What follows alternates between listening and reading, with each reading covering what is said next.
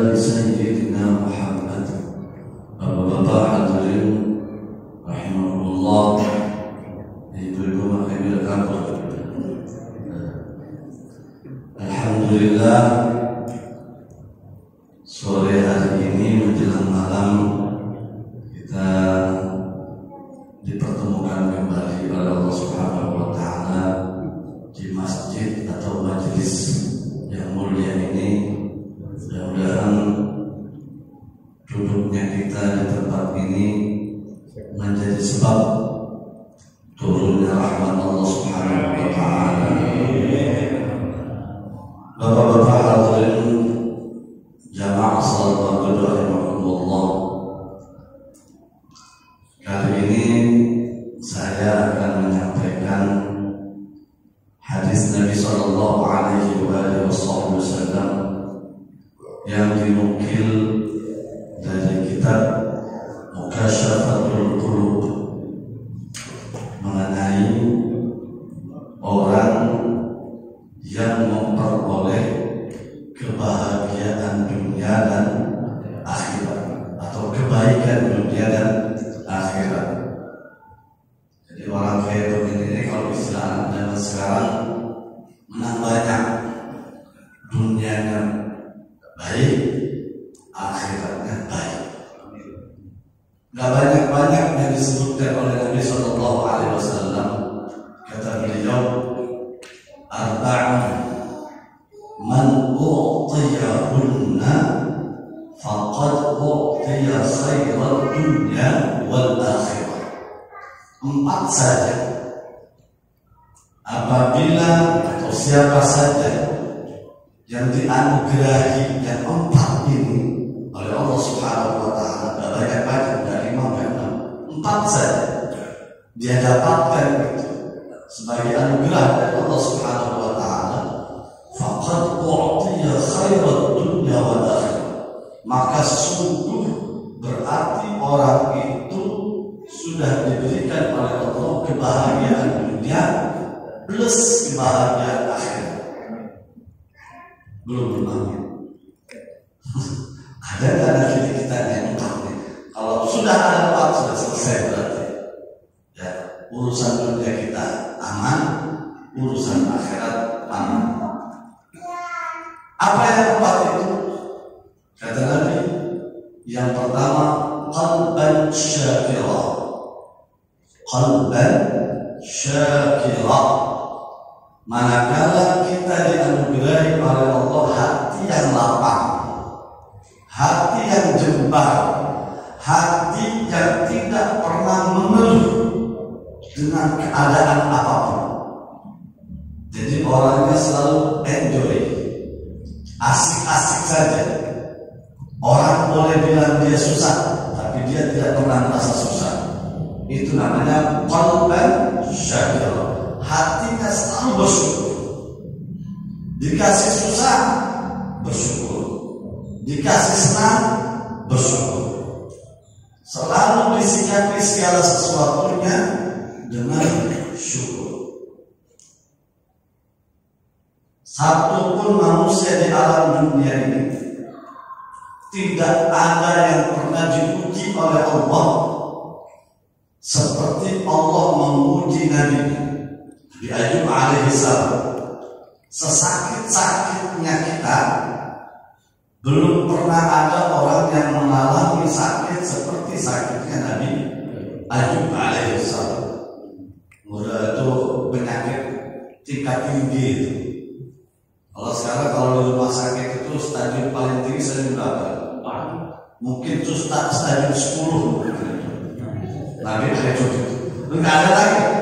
Allah gak akan pernah menguji penyakit kepada hambanya seperti Allah menguji Nabi Ayub alaihissalam. Waduh, boro-boro seperti Nabi Ayub kita dikasih panas tinggi dari proyek mesti. Iya, baru datang masjid dulu lagi meriah, baru meriah. Bukan hanya ke masjidnya, sholat aja kadang-kadang lewat gara-gara sakit.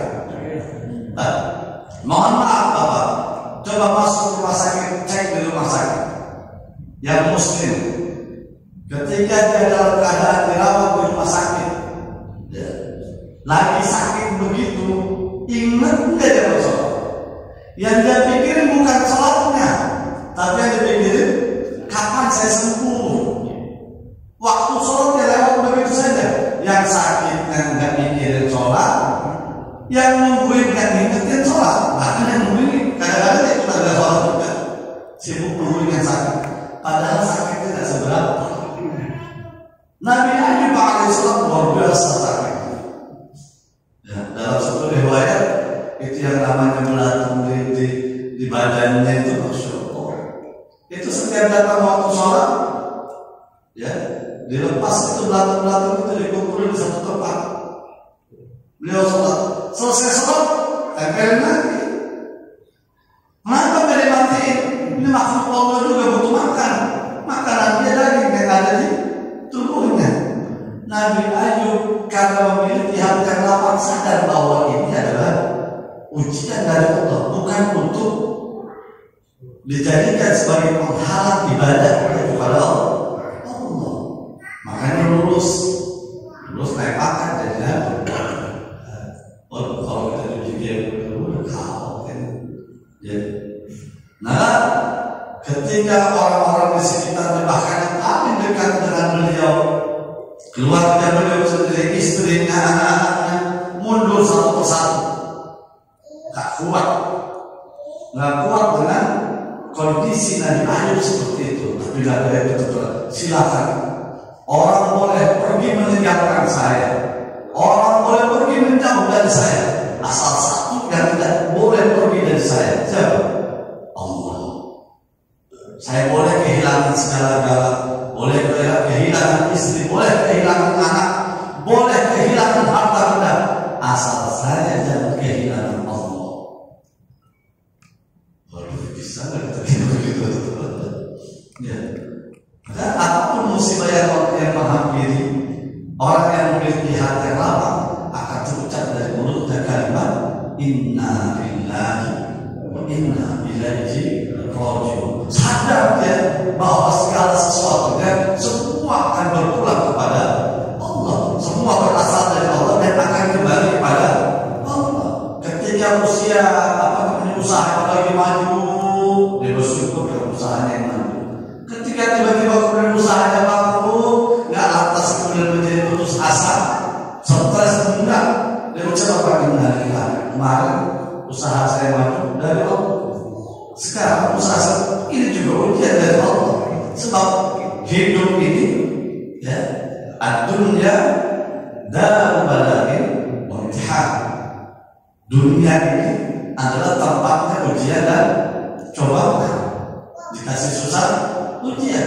Dikasih senang juga, ujian. Dikasih susah, ujian kesabaran. Dikasih senang, ujian syukur. Dua-duanya sama-sama ujian. Orang kaya apakah diuji? Diuji itu orang kaya itu lagi diuji. Syukur apa enggak? Jangan pikir enak banget kalau kaya ada ujian. Ujian yang gede banget. Kalau bahasa Nabi Sulaiman alaihissalam, dia berduani asyukuru am akfur. Nabi Sulaiman kan paling gagah-gagahnya Nabi kan. Kenikmatan yang Allah berikan kepada Nabi Sulaiman itu sudah tanggung-tanggung. Memahami bahasa binatang, menundukkan makhluk-makhluk Allah dari mulai binatang, manusia sampai jin, tunduk semua karena ditundukkan oleh Allah Subhanahu wa Ta'ala. Luar biasa. Pengen apa Nabi Sulaiman tinggal mengucap. Ketika dianugerahi semacam itu, kerajaan yang luar biasa besarnya, dan tidak ada satu pun manusia yang kerajaannya itu menandingi kerajaan Nabi Sulaiman alaihissalam. Nabi Muhammad saja, ketika beliau pernah melihat setan, ya, beliau ingin nangkap setan, mengikat setan itu dan diperlihatkan kepada sahabat-sahabat ini loh, wujud setan yang selama ini menggoda kalian itu bentuknya kayak begini. Ditangkap itu setan. Maksud Nabi mau diperlihatkan, tapi Nabi keburu ingat. Keburu ingat apa? Keburu ingat doa Nabi Sulaiman alaihissalam. Apa doa Nabi Sulaiman? Rabbi habli mulkan la yanbaghi li ahadin ba'di. Duhai Allah, anugerahkan kepadaku kerajaan yang tidak akan pernah Kau berikan kerajaan kepada siapapun setelah aku. Nabi Muhammad kalau berikan itu setan kelihatan gitu di mata para sahabat. Oh iya, dulu saudaraku kata Nabi Sulaiman pernah berdoa mohon kepada Allah, Rabbi habli mulkan la yanbaghi li ahadin ba'di. Yang sekali-kali Allah Kau kasihkan apa yang pernah Kau kasihkan kepada aku, bisa menunjukkan. Nah, kalau ada orang sekarang bisa menunjukkan setan, ini betul palsu, dia bisa masukin di botol, bisa dimasukin ke botol.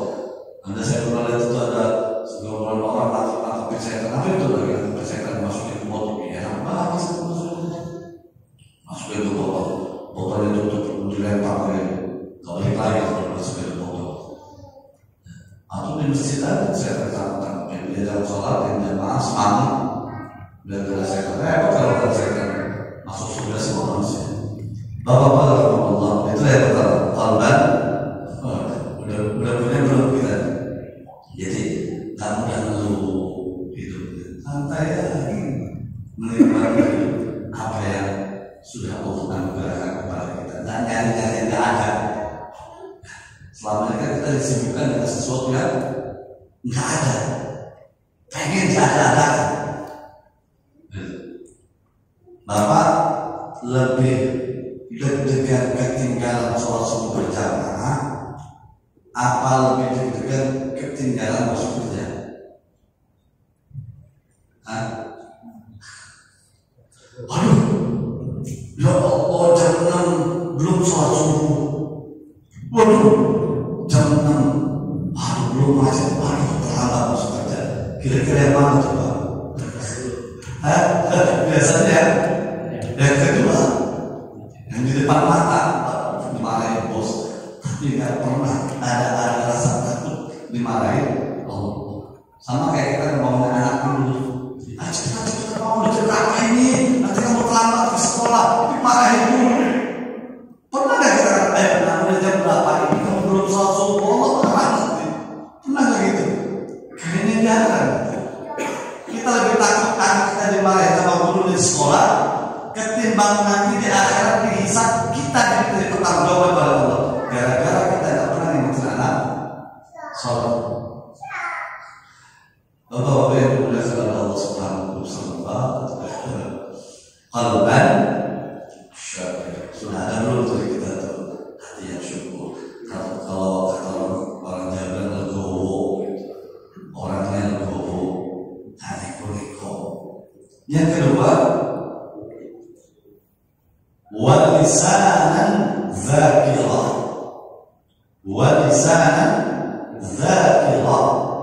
Ketika kita dianugerahi oleh Allah lisan yang mudah dan gampang zikir, ingat kepada Allah. Jadi lisannya itu tidak pernah kering dari zikir, selalu basah dengan zikir. Di kantor dia zikir, tempat kerja, di rumah, di mana tempat dia zikir, ingat kepada Allah Subhanahu wa Ta'ala. Kan susah kita baru zikir itu kalau pas lagi susah, Astagfirullahaladzim, Allah kenapa ini Allah baru ingat Allah lagi senang lupa lagi senang.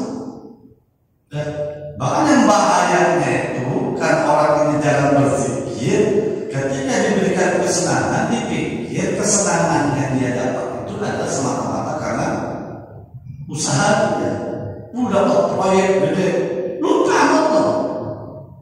Untung kemarin saya bukan Allah. Untung kemarin coba kalau nggak saya buat kayak gitu, nggak mungkin gol dari proyek. Allahnya di mana? Nggak tahu. Dilupa bahwa yang menggerakkan semua itu adalah harusnya kita kan berucap lebih dulu apa? Allah itu orang yang lisan zakirah. Jangan pas susah dong, ingat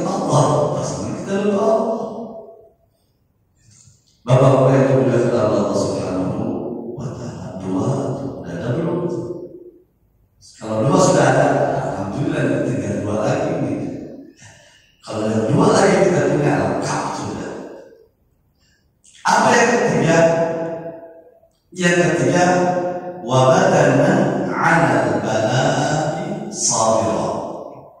Dianugerahi badan, jasad oleh Allah yang tegar, sabira, sabar dengan segala macam bentuk ujian yang diberikan oleh Allah Subhanahu wa Ta'ala. Saya pernah sampaikan, saya pernah ngisi di salah satu masjid di Jakarta di angkatan udara. Itu masjid 5 waktu asli Bapak penuh terus, kayak maghrib, zuhur rasa maghrib, asar rasa maghrib, subuh rasa maghrib, Masya Allah luar biasa.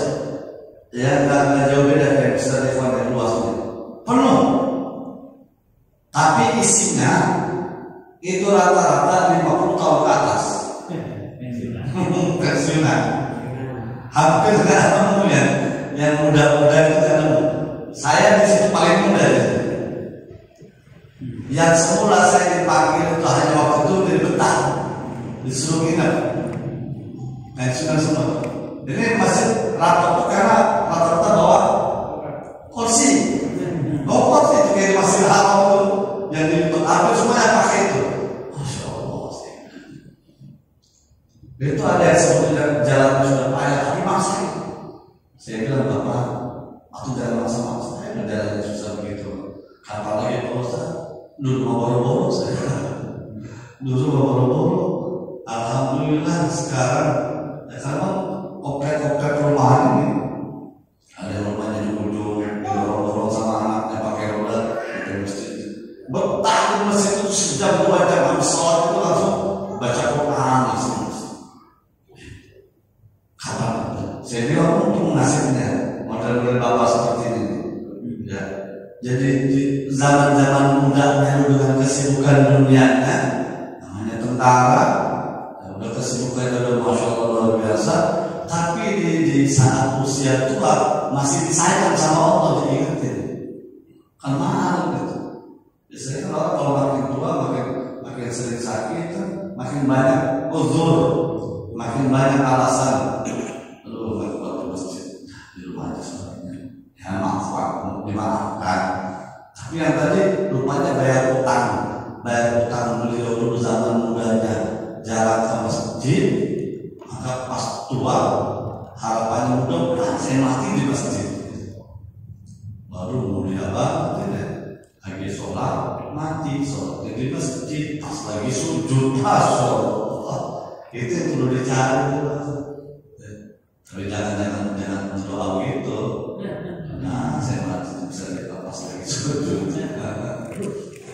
Itu yang ketiga, membadaran alal balai.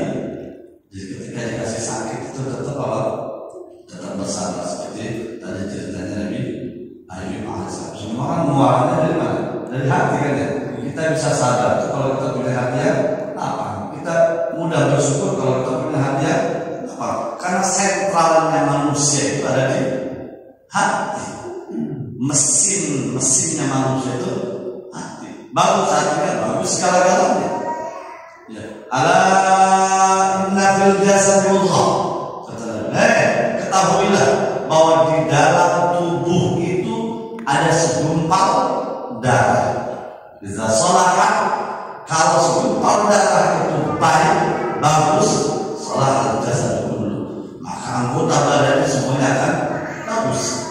Wa idza fasadat, tapi kalau rusak, fasadat jasad dulu. Semua anggota badannya juga ikutan rusak. Ala ketahuilah bahwa yang segumpal darah itu adalah wahiyal qalb, adalah qalb. Jadi mata kita, pendengaran kita, lisan kita, tangan kita, kaki kita, semua bagaimana instruksi hati. Kalau instruksi hati bagus, bagus. Kalau instruksi hati jelek, jelek. Jadi gimana kondisi hati? Kalau hatinya bagus, ya bagus. Ya begitu lewat kamar, karena hatinya bagus, dan mikir-mikir kalau aja sudah dapat satu. Tapi kalau hatinya bermasalah, lihat tuh 1, 2, 3, pasti lama. Kemudian dihitung, dicari takut salah. Pernah kejadian soalnya Pak Ustaz, udah dipisah-pisahin di rumah sampai 2000 udah ada apa deh sebelah kanan 100 berangkat ke masjid. Saking khusyuknya zikran di masjid Jumatan di rumah pas kita tekanan hebat kalau aja astagfirullahaladzim enggak dimaksud lihat kami sebelah istighfar salah kami istighfar di jalan pulang aduh bukan sisa masih berarti hatinya bermasalah.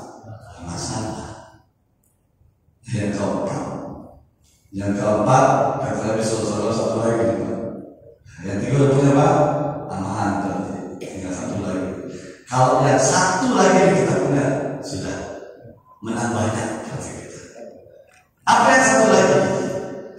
Wazawjatan la tabghihi huban fi nafsiha wa malihi.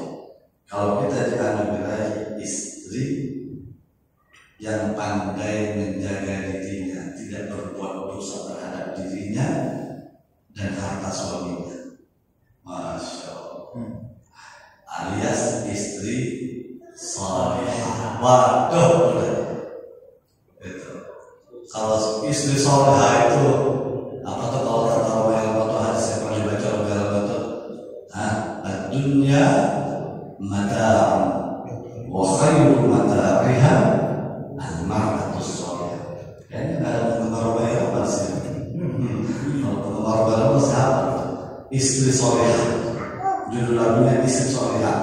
Kalau lama belum nyanyi itu biasanya kayak hadis dulu. Dunia mata'un. Dunia itu adalah perhiasan. Wa khairu mata'iha, dan sebaik-baik perhiasan dunia itu adalah al-mar'atus salihah. Makanya laki-laki yang paling bahagia itu laki-laki yang dianugerahi istri yang salihah. Ciri-ciri istri yang salihah itu disebutkan oleh Nabi SAW di antara ciri-ciri istri salihah itu apa? Idza nadharta ilaiha sarratka. Kalau kamu melihatnya itu bikin kamu bahagia. Jadi kalau bapak melihat istri bapak kok senang, berarti itu istri salihah tanda istri bapak itu. Senangnya karena apa? Senangnya karena bersolek di dalam rumah. Bersoleknya bukan pas ketika mau dandan, pas ketika mau kondangan. Karena ada pas mau keluar, mau kondangan, mau mana, sibuk dandan, cari baju yang paling bagus, bedakan, ini segala macam. Pas bilang di rumah nunggu suami malah kadarnya, gitu kan? Nyambut suami malah kadarnya. Suami capek kerja jauh, macet segala macam harapannya pas begitu, ya udah berusaha sepanjang jalan menjaga pandangan. Banyak yang dilihat perempuan-perempuan yang terbuka awal, tetapi dia jaga, dia tahan. Kenapa? Dia tahu di rumahnya ada yang jauh lebih cantik daripada yang dia cari. Pas dari rumah, alhamdulillah, wa inna ilaihi raji'un. Pakai daster, habis dari dapur potong bawang, nggak nyambung, nggak apa-apa, bau asap. Hanya kenapa nggak sambut kan? Kan kiamat kecil kalau kayak gitu. Udah capek, pulang kerja, udah gitu dicerewetin lagi. Mau duit nggak? Dapur coba semua. Kiamat gitu. Itu neraka sebelum pulang. Apalagi kalau pas kakek rumah istrinya ada. Anak-anak mama mana? Oh, dari asal tadi belum pulang. Rupanya dari rumah tetangga lagi gosip. Tak bilang lagi ke suaminya. Neraka sebelum neraka. Jadi kalau kita dianugerahi istri salihah, itu sudah luar biasa. Berarti kita sudah merasakan surga sebelum masuk ke dalam surga. Jadi kalau punya istri rumah selalu nunggu suaminya, nyervis suaminya, nawarin ke suami. Mohon maaf, terutama yang muda-muda, kalau bapak udah 60 tahun ke atas ada kalau seumur masa lalu sekarang bersama nah mungkin DKM dan masih sama-sama muda ya sebelah ini sama-sama muda itu luar biasa. Jadi kebaikan dunia akhirat itu kalau kita memiliki yang empat tadi, hati yang lapang, lisan yang selalu berzikir kepada Allah, badan yang lapang, badan yang selalu dikasih sehat, ya, dikasih sehat, alhamdulillah, jantungnya bagus, paru-parunya jaga, kolesterolnya bagus, ininya bagus, bukan itu kan luar biasa, ya, paling indah hidup itu kan. Walaupun usia misalkan boleh 60 tahun, 70 tahun, tapi jalannya masih gagah. Itu kan nikmat luar biasa. Ya. Yang repot kan kalau belum usia baru 40 tahun, 30 tahun, penyakit macam-macam. Dibawa ke rumah sakit, dia apa namanya? General check up. Baru kolesterolnya juga, paru-paru dinasib dulu. Itu kan lemes banget, usia masih muda tapi penyakit tua. Mendingan usia tua tapi gitu baru ya, dibawa ke masjid hari Minggu olahraga masih kuat. Ini mah usia masih belum tua ya, jalan-jalan sama istri apa-apa. Nama paru-parunya sudah penuh dengan asap rokok. Bapak yang berdoa Allah SWT. Jadi itulah, hati perlu kita jaga kebersihannya, lisan perlu kita jaga kebersihannya.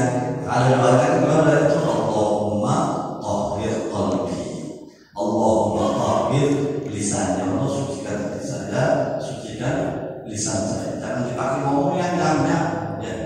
Pakai untuk zikir saja, bisa ingat kepada Allah Subhanahu wa Ta'ala. Berucap yang bagus saja, bertasbih, istighfar, sholawat kepada Nabi Sallallahu Alaihi Wasallam. Sekalinya ngomong yang bagus-bagus, sekalinya dia tidak sanggup untuk ngomong yang bagus-bagus, dia lebih memilih diam.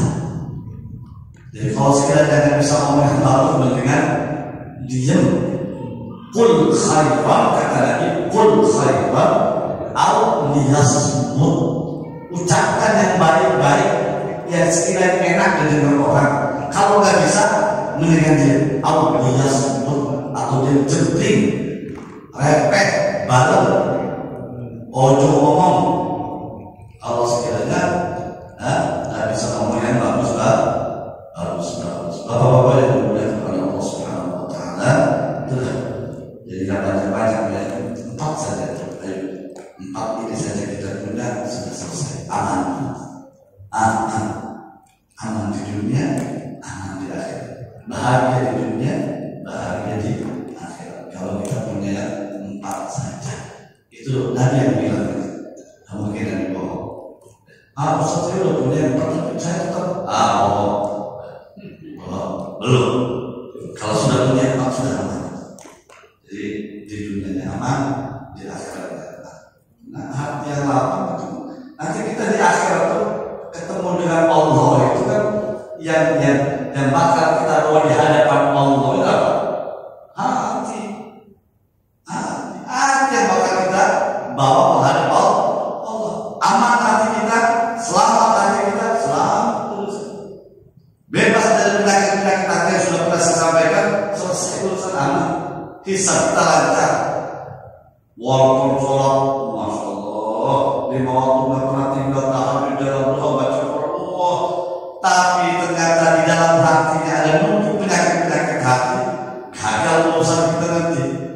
Gagal. Di situ ada hasad, di situ ada ujub, di situ ada takabur, di situ ada riya, di situ ada sum'ah. Itu penyakit itu semua, penyakit hati semua.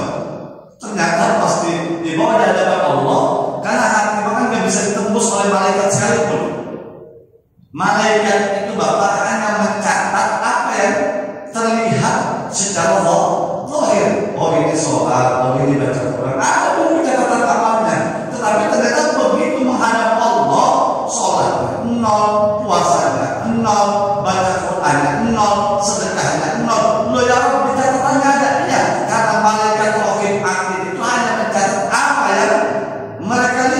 sementara yang di dalam hati itu privacy antara hamba dengan Allah. Nggak bisa malaikat juga tembus. Ikhlas dan tidak ikhlasnya malaikat nggak bisa nyatet. Orang ini sholat berjamaah ikhlas nggak bisa malaikat. Kenapa? Nggak diizinkan pada Allah untuk ngintip isi hati hambanya. Itu rahasia hamba dengan Allah. Makanya perlu kita jaga. Dan penyakit wujud apa? Merasa dia sudah lebih bagus dari orang lain. Saya lebih sunnah dari orang lain. Saya lebih soleh dari orang lain. Ini bahaya. Melihat orang itu berangkat di atas, berangkat di atas. Ini bahaya. Kalau dia sudah Allah Subhanahu Wa Taala itu, ya apa yang dapat saya sampaikan. Mohon maaf, kita terlambatan. Padahal tadi sebelum maghrib itu udah di Indomaret, mau semua macamnya. Maksa-maksa kita takutnya nyakitin orang. Kita ikutin aja belakang. Alhamdulillah pas nyampe depan lagi sholat, pas nyampe sini udah selesai sholat. Mohon maaf